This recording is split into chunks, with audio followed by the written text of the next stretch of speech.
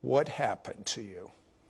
Well, I got up to go use the restroom, and as I was coming back and I was getting back in the bed, it's like someone grabbed me by the arm and shook me. Next thing I know, I'm catapulted into an open vision, and I'm hovering about 200 feet over the earth, and I can see all the beautiful skies and the sun and all the happiness, people going to and fro in the land, mothers with their children going into the grocery stores, people pumping gas, businessmen with their ties and briefcases going into the buildings.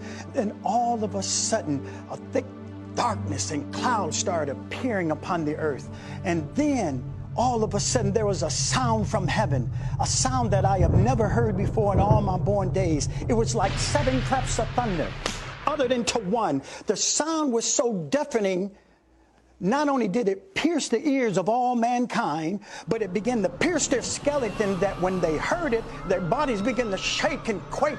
And this sound was so deafening, people began to scream. Then all of a sudden, like someone took a razor blade and split the heavens. Then here come the Son of God with all his bands of angels and all his glory.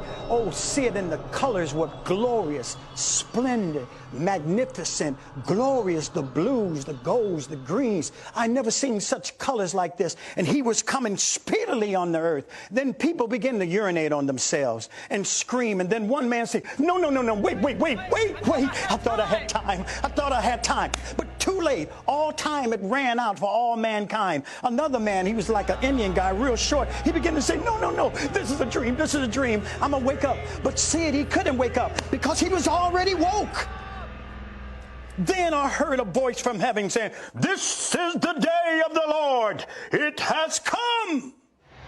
And I came out of the vision, trembling on the floor, and I'm shaking and quaking within myself. And I begin to pray for me. I didn't pray for my mother, my wife, my children. I begin to intercede for me because God allowed me to see such terror. Terror, we know God is love, and he's mercy, and he's long-suffering, and he's gentle, and he's kind. But see, there's another part of God that mankind has not been introduced to, and that's the terror of the Lord. Such terror, such horror. And I begin to repent over my own life. Lord, save me. God, forgive me. Because he allowed me to sense what everyone was feeling. And I begin to repent because I say, God, I want to be pleasing to you, Lord. If I have hurt you or come against you in any shape, form, or another, please forgive me, Lord. Lord, please allow me to be counted worthy to go back with you. I have seen the day of the Lord. Then the Lord spoke to me, say, I charge you now to warn all mankind. And he said it like this: I'm coming. Whether they will believe you or not, give them warning from you. Whether they receive you or not, give them warning from you. For the day of the Lord is at hand. You heard that. Now what are you going to do about it? I'm going to tell you something. If you are lukewarm, you are backslidden, and you are not prepared for the day of the Lord. You are either going forward red hot for the Messiah or deceived. No in between. Why is there so much urgency in you giving this message? I mean, I've never seen someone with such a compulsion, like in an urgency in your voice. Why? Because there's an unction within inside of me that I don't have much time.